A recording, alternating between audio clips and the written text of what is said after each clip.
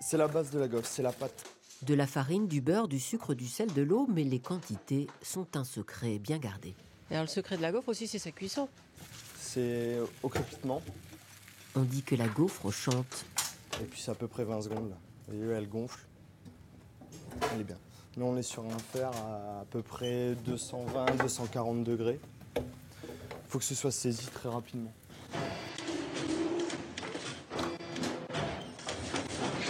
Gaufre après gaufre, ici tout est fait à la main, façonné, découpé. L'identité particulière de la gaufre du Nord, c'est sa garniture. Vanille bourbon ou pâte au spéculoos, toutes les aventures gustatives sont tentées. Le geste est précis. Chaque ouvrier fabrique environ 1 millier de gaufres par jour. Thierry Landron a repris les rênes de la maison en 1996. Il sait qu'il gère plus qu'une enseigne, un vrai patrimoine régional. La gaufre de chez Mère, c'est un incontournable à Lille. Elle a d'ailleurs connu d'illustres amateurs. On a eu cette chance d'avoir eu le général de Gaulle comme client de la maison. C'était vraiment pour sa consommation personnelle. Qui n'a pas goûté de nos gaufres et voilà, c'est vraiment un produit tout à fait traditionnel à la région. Et c'est vrai qu'on a des témoignages de tous les jours de personnes qui nous disent « mais moi, monsieur Landron, si je viens chez vous, c'est parce que ma grand-mère m'y emmenait déjà à l'époque ».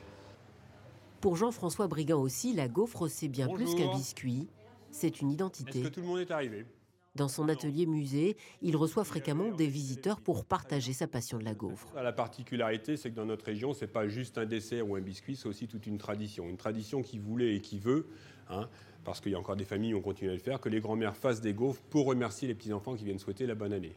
Associée à l'enfance et aux fêtes familiales, dans le Nord, la gaufre, c'est pour chacun une saveur forcément particulière.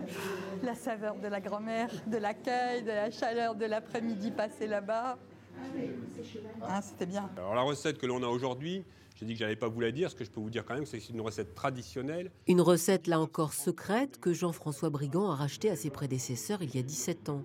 Le travail de la gaufre est ici encore plus artisanal et cela fait partie du charme de la visite. Je viens ici ouvrir les 4 gaufres. Moi je pensais qu'il y avait 2 galettes qui venaient l'une sur l'autre. On ne coupait pas entre deux. On ne peut pas plus frais, toutes ces gaufres. Après la théorie, passage aux travaux pratiques. Voilà. Délicieux. Elle est très très bonne, excellente, croquante et en même temps fondante. À partir du moment où on fabrique, on part du principe qu'on est sur 4 semaines de date de préférence de consommation.